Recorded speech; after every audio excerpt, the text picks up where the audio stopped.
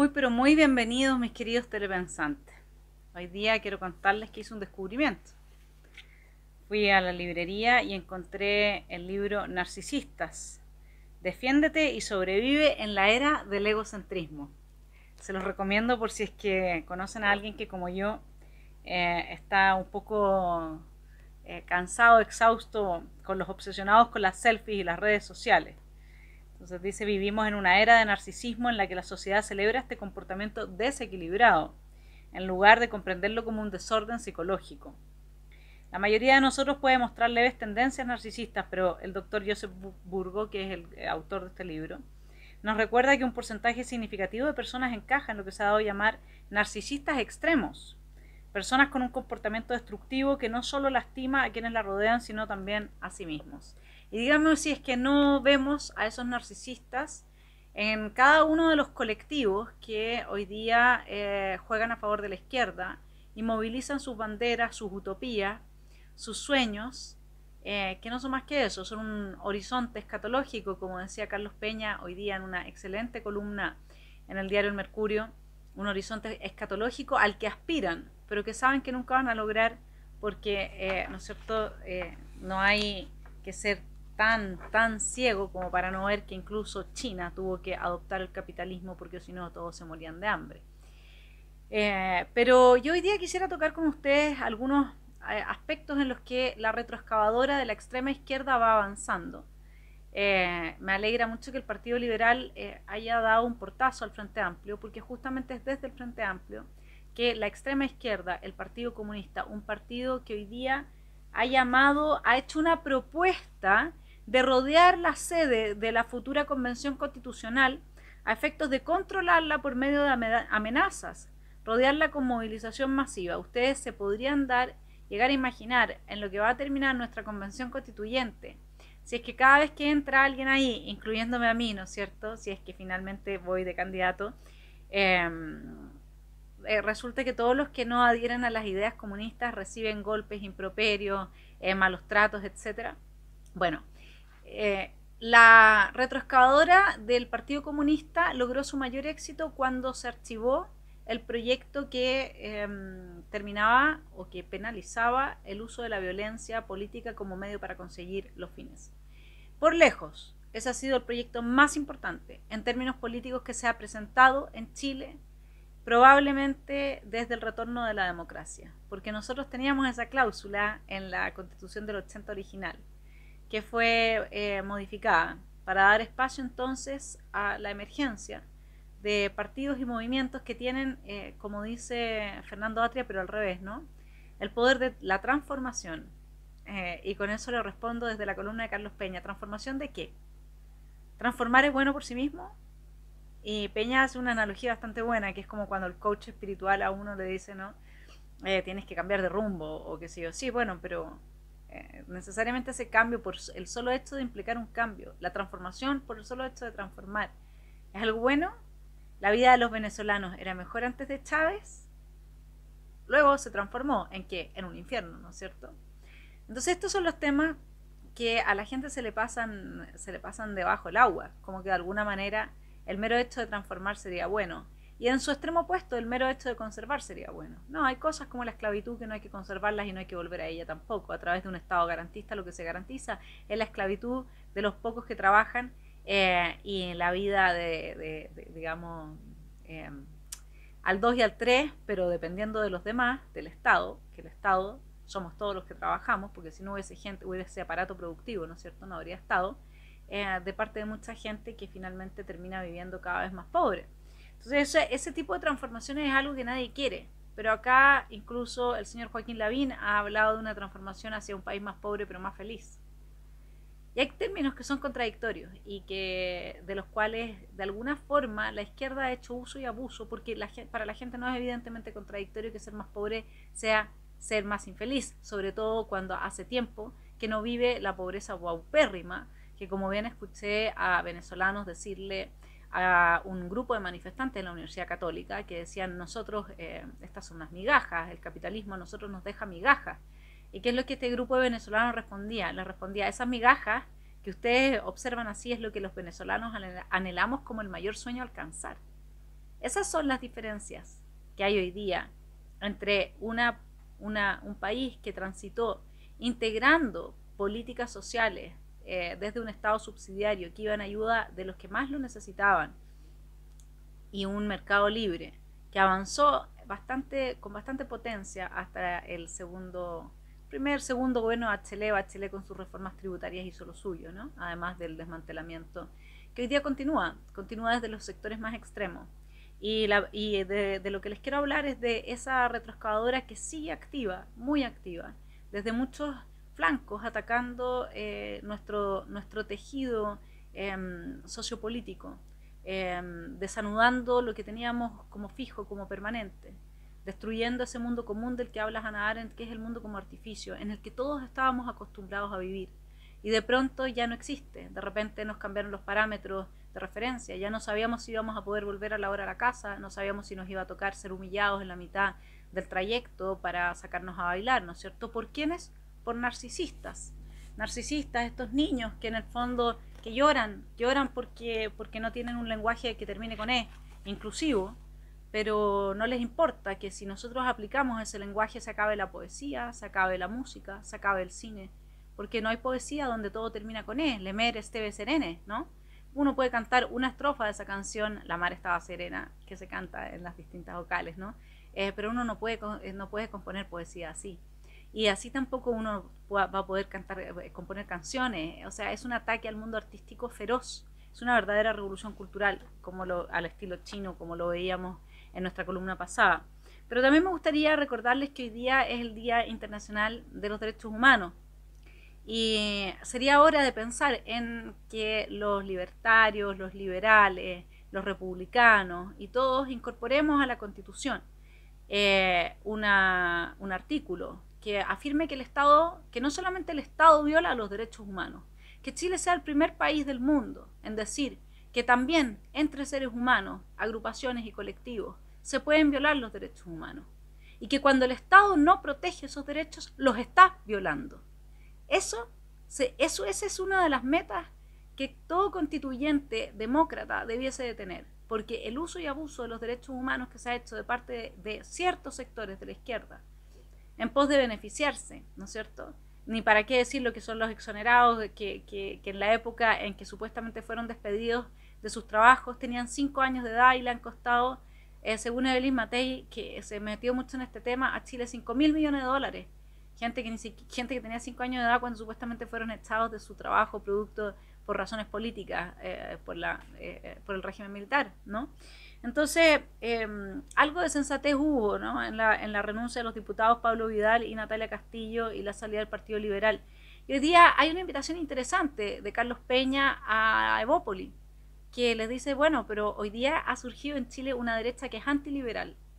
Es una derecha populista, es una derecha que no cree en el individuo, una derecha que sustancializa a la sociedad, es como el pueblo, ¿no? Que es la derecha de Desbordes. Y esa es una derecha antiliberal que debiese, por lo tanto, de generar mucho resquemor en sectores como Evópolis, que sí cree en el individuo y que sí cree en la capacidad de cada quien y sus talentos para salir adelante. Entonces, lo que dice Carlos Peña es que la fórmula de esta derecha antiliberal representada por Desbordes solo se queja de la indolencia de las élites, o bueno, plantea otro retiro del 10%. Lo que caracteriza este punto de vista, dice Carlos Peña, es la tendencia a sustituir al individuo por una idea sustancialista de la sociedad. Donde la UDI ponía a grupos intermedios, esta derecha sitúa al pueblo concebido como el sujeto del pueblo jamás, unido jamás será vencido. Yo tenía una íntima amiga de ultra izquierda que decía, el pueblo unido jamás. O sea, estas son puras quimeras, ¿no? Esta derecha sitúa al pueblo concebido como un sujeto con personalidad, necesidades, carencias y expectativas propias, atado a un territorio, y el Estado sería el ente capaz de discernirlas y de satisfacerlas. Peña sigue, para esta derecha el individuo ha desaparecido y solo existe como miembro de la clase media o integrante de una élite egoísta. Y ahí él dice preguntarse por qué Evópolis no sale corriendo de una alianza con una derecha de este tipo, como lo hizo el Partido Liberal, de una alianza en el fondo un neomarxismo, que es lo que viene siendo el Frente Amplio, y cuesta encontrarle por qué sería neo. Neo sería simplemente no por nuevas ideas, sino que porque se trataría de una generación que hoy día debiese estar pensando en la quinta revolución tecnológica, no debería estar pensando en muchas otras cosas que no fuese como lo hace Jackson, en parecerse a Lenin. Por eso, si ustedes comparan Lenin con Jackson, Jackson tiene esa impronta estar pelado y su barba, etcétera, ¿no? Entonces, yo lo que quiero hoy día trabajar con ustedes a propósito de dos personas que me han hecho llegar algunas reflexiones. Unas están, y estas reflexiones confluyen en la idea del avance de esta retroexcavadora. Una es archiconocida, ¿no? Que es la violencia universitaria. Está tratada en forma más profunda en una charla que está publicada en este canal recientemente, pero me gustaría leerles un poco qué es lo que está pasando hoy día con la violencia universitaria, de qué se trata. Entonces les voy a leer un testimonio de una persona, estudiante, pobre, que se paga sus estudios, no tiene gratuidad, pero no es tan pobre como para tener gratuidad. Se paga sus estudios haciendo aseo, sacando perros a pasear, tiene cáncer y no puede estudiar su carrera porque están en paro online los compañeros y por mientras tiene que pagarla y su familia no tiene para pagar. Dice: extraño hoy en día los tiempos en que lo único que me privaron era la libertad de expresión. Extraño pensar 2 veces antes de ir a una asamblea para poder discutir con ellos sobre el futuro de la universidad, porque hoy en día, aunque uno quiera discutirlo, lo que puede hacer siempre y cuando respete un protocolo que se hizo, ¿no? Hecho dentro de 4 paredes, no lo puede hacer. Extraño todo eso porque lo que antes era mi libertad de expresión, hoy es mi derecho a estudiar y a recibir la educación que quiero recibir. Clases más largas que abarcan más contenidos con evaluaciones coherentes, eso es lo que este estudiante quiere. Hoy no tenemos la libertad de estudiar según lo que creíamos que estudiaríamos cuando nos matriculamos. Fui criado por profesores de escuela pública, siempre mal reconocidos, con pésimos sueldos, trabajando en condiciones casi indignas. Me da pena ver que toda una generación ha preferido, junta, abrazar la bandera de víctima, que debería estar siendo levantada por los estudiantes que verdaderamente lo están pasando muy mal. Pero acá con el narcisismo todos son víctimas de algo, ¿no? Ese es el carnet identitario que la izquierda le concede a quienes están dispuestos a ser parte de sus colectivos. Como estos son jóvenes que no tienen identidad y que no saben dónde pararse en el mundo, entonces la izquierda les regala algo que es muy valioso para todo ser humano: su identidad. Y por eso es tan importante avanzar en la retroexcavadora que destruye a la familia, porque la familia nos identifica, que destruye una educación sana, sin la colectivización genital que propone la ESI.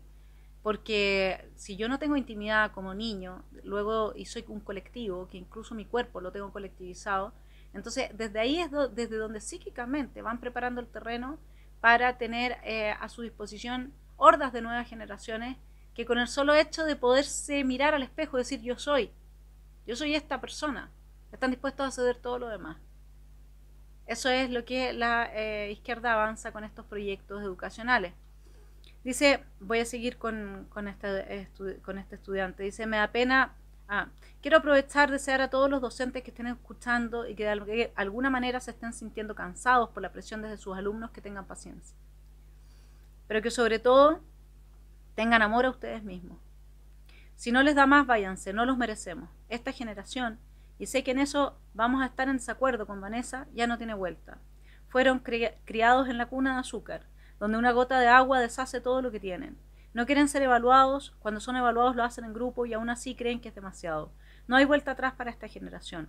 Las universidades tienen que recuperar su autonomía porque de otra forma perderán muchos estudiantes que pueden aportar, pero que son limitados porque no hay una autoridad que se ponga los pantalones en defender la institucionalidad.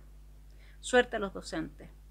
En el fondo, lo que este estudiante está planteando es que la violencia universitaria hoy día atenta en contra de su derecho a estudiar, en contra de su derecho a adquirir conocimiento.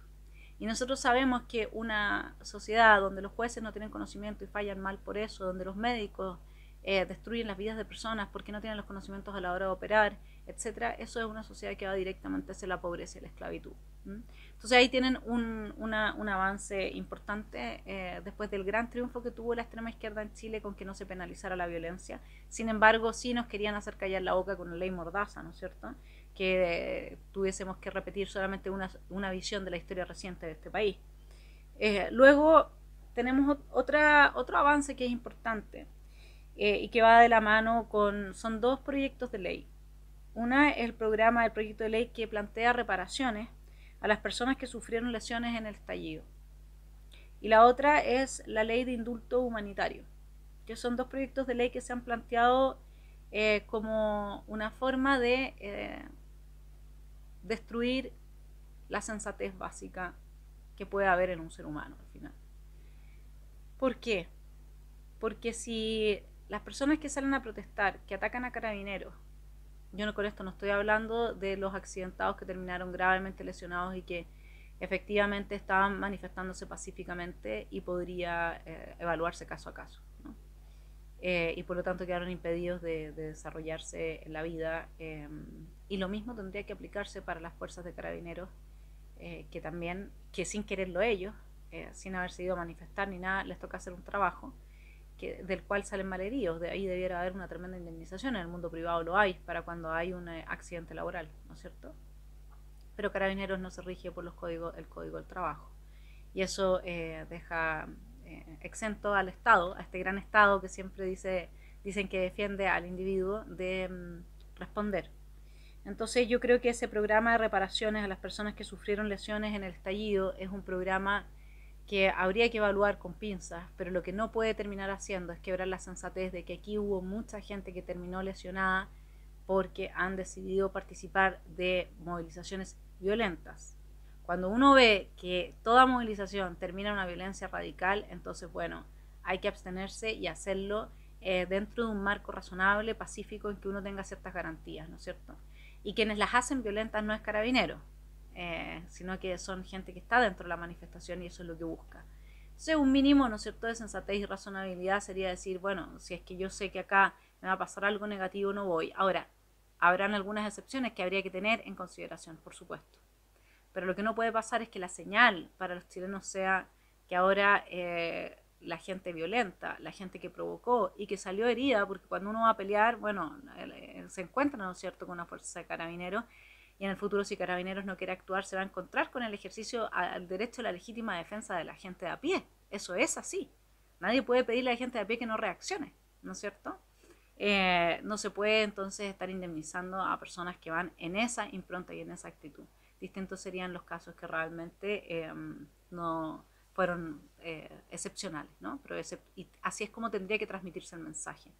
Porque cuando este programa de reparaciones se suma a una ley de indulto, que la vamos a analizar un poco más en detalle ahora, en la forma en que está planteada, entonces uno dice, bueno, acá francamente lo que se le está declarando a la parte del Poder Judicial, que de alguna forma todavía conserva cierta sensatez, a Carabineros de Chile y al ciudadano de a pie que perdió su trabajo producto del estallido revolucionario, que perdió sus locales, que sufrieron violencia, etcétera, es que los únicos que tienen derecho son los que hoy día están presos. Y los que están presos, y están presos, está claro que no es como dice La Torre, ¿no?, que es uno de los promotores de este proyecto, que dice, sabemos que acá hay un proceso irregular, muchos casos de montaje y falsas pruebas. Si ustedes van a Justicia Roja, se dan cuenta que este es el argumento, el artilugio que se está usando permanentemente para dejar libre a estos violentistas que forman parte de un movimiento mayor, y eso ya lo hemos hablado, que desmantela las instituciones desde abajo, mientras desde arriba está Frente Amplio y Partido Comunista. Hoy día lo podemos decir, no hay excepciones en el Frente Amplio. La gente que quedó en el Frente Amplio toda votó en contra del proyecto que eliminaba la violencia como medio para conseguir fines políticos. Por lo tanto, Frente Amplio y Partido Comunista, junto con Primera Línea, son la base y la cúspide, bueno, y los jueces activistas del desmantelamiento institucional, es decir, del avance de la retroexcavadora. Entonces, otra persona que me ayuda a hacer este tipo de análisis más legales, ¿no?, cómo está planteado, de temas legales más específicos, cómo está planteado esta ley de indulto humanitario, que lo que pretende es que las personas detenidas durante la crisis social queden libres, o sea, lo que tanto se reclamaba, lo que tanto se ha dicho, por favor, o sea, no puede quedar libre gente que está permanentemente destruyendo la paz social. Y acá tenemos un grupo de legisladores que eso es lo que está impulsando. Bueno, en el artículo 1 concédese indulto general a todos quienes en calidad de autores, cómplices o encubridores en cualquiera de los grados de desarrollo del delito hayan incurrido o se encuentren imputados por hechos delictivos relacionados con el estallido, en grado de frustrado, sea que se encuentren o no sometidas a investigación formalizada o desformalizada, imputadas o condenadas. Imagínense, hay gente condenada. O sea, acá no hay, para que alguien sea condenado hoy día en Chile, es tremendamente difícil, ¿no? Y hay que indultarlo. Bueno, primero se señala entonces, en cualquiera de los grados del delito, o sea, consumado, frustrado o tentado. Pero se dice que solamente frustrado. Uno dice, realmente en grado frustrado. Acá hay un juego, ¿no es cierto?, en que se plantea, digamos que no sería el delito consumado, sería solamente frustrado, pero después se agrega que serían todos. Para que vean cómo está de mañosamente redactado este proyecto. La investigación puede ser formalizada o desformalizada, ¿ya? Formalizada es que una vez que se realiza la audiencia, de formalización ante el juez de garantía en que se le imputa el delito o la falta. Entonces, ¿qué es lo que pasa? Acá lo que se está diciendo es que en este proyecto de ley, todo lo que no ha sido formalizado se entiende como desformalizado. Es como si no se hubiera hecho ninguna gestión. Entonces, si alguien no se encuentra sometido a investigación bajo ninguna de estas dos circunstancias, se supone que no habría nada que indultar. Pero la frase a todos a quienes se entiende que se refiere a adultos, adolescentes, a todos. Y después hace referencia específicamente a los adolescentes, como si fuese algo especial. Bueno, el artículo está tan mal redactado que en el fondo da para cualquier cosa. El artículo 2 dice, serán beneficiarios del indulto general quienes, cumpliendo los demás requisitos de la presente ley, hayan sido imputados o condenados por hechos que hubieran acaecido entre el 7 de octubre de 2019 hasta el día de la presentación del proyecto de ley. Bueno, no se hace mención a cuáles son los requisitos, imagínense. El artículo 3, para efectos de esta ley, serán beneficiarios del indulto general y demás beneficios de esta ley, personas imputadas o condenadas por hechos ocurridos en protestas, manifestaciones, movilizaciones sociales o con ocasión de ellas. Para probar la circunstancia anterior bastará la prueba indiciaria o cualquier otro medio, no obstante las reglas generales en materias en curso. No señala cuáles son los beneficios de esta ley y para probar la circunstancia de estar imputado o condenada, solo basta la formalización, que es pública, o la sentencia, que también es documento público. ¿Para qué se necesitan otros indicios o medios probatorios? Si no se trata de realizar un juicio para aplicar el indulto. Acá simplemente se aplica el indulto a la gente que ha sido detenida, condenada, a la que se encuentra en proceso, digamos, ¿no? Y con eso, obviamente que se le está haciendo una declaración de guerra al Poder Judicial que todavía está funcionando bien. O sea, ya lo difícil que tiene que ser para cada juez llegar a condenar a algunos de estos sujetos con el activismo que hay al interior de tribunales. Imagínense lo que significa para esos jueces que han hecho todo este trabajo. Ahora que indulten a toda esta gente. Bueno, aquí no se trata de probar ninguna verdad judicial, de nuevo estamos en lo mismo, sino de un hecho público, notorio. O sea, si la gente está formalizada o hay un dictamen de fallo judicial, entonces se aplica la ley de indulto. Entonces, lo que nosotros estamos viendo acá es que las personas, según el artículo 6, beneficiadas por la presente ley, podrán encontrarse imputadas o condenadas por alguno de los delitos del artículo 1 y no tendrán el carácter de condenados para todo efecto legal, imagínense. O sea, hay gente que ya fue condenada, simplemente no va a quedar como si hubiese sido condenada, no queda registro. Y para determinar quienes no tienen el carácter de condenado, habría que modificar el Código Penal y otras leyes aplicables. Realmente, cuando uno observa que además, en el artículo 8 dice, no quedarán comprendidos en el indulto general a que se refiere el artículo 1 de la presente ley, quienes fueren miembros de las Fuerzas Armadas y de Orden y de Seguridad Pública o funcionarios de cualquiera de los organismos y poderes del Estado a la época de la comisión de los hechos. ¿Se dan cuenta lo que esto significa? Esto realmente es meter la retroexcavadora, pero ya desde lo más profundo del sistema, la ley de indulto. No solamente en lo en lo que significa en el imaginario nacional un mínimo de sensatez.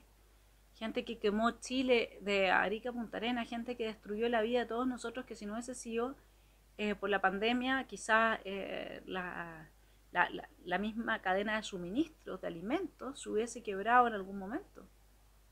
Gente que destruyó iglesias, gente que... Toda esa gente hoy día merece un indulto. Y además, en caso de haber sido heridas, van a ser también premiadas con reparaciones por haber ellos generado la violencia y haber sido parte de un escenario en el que donde hay violencia, eso es lo que normalmente sucede, digamos, accidentes y también situaciones de abuso, por supuesto que hay que revisarlas, pero que es evidente, ¿no? ¿Y quién está abusando primero? Y ahora más encima se pide, además de las RUF, ¿no es cierto?, las reglas del uso de la fuerza, que son una broma, se pide que Carabineros empiece a usar una regla, una fuerza que sea equivalente a la del agresor. O sea que si a Carabineros lo agreden con una piedra, va a tener que andar con un saco de piedra. Bueno, esto les quería traer en el Día Internacional de los Derechos Humanos, mis queridos telepensantes. Creo que se sigue avanzando de forma rauda en el desmantelamiento de la posibilidad de volver a una cierta sensatez y razonabilidad enmarcada en la institucionalidad democrática de una república libre. Y, y realmente los quiero dejar pensando lo que va a ser o las posibilidades que va a tener una asamblea constituyente y su funcionamiento, si es que en su entorno, y esto se hizo en Bolivia, si es que en su entorno hay grupos masivos de gente violenta, evitando entrar a personas como yo, y a todos aquellos que no estamos dispuestos a aceptar la imposición de un régimen totalitario.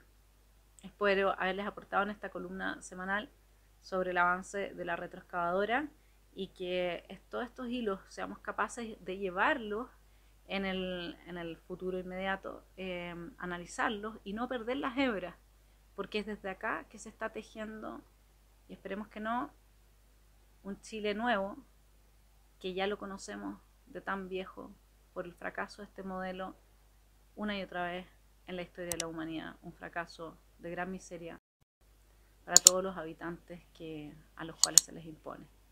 Que tengan un muy buen fin de semana.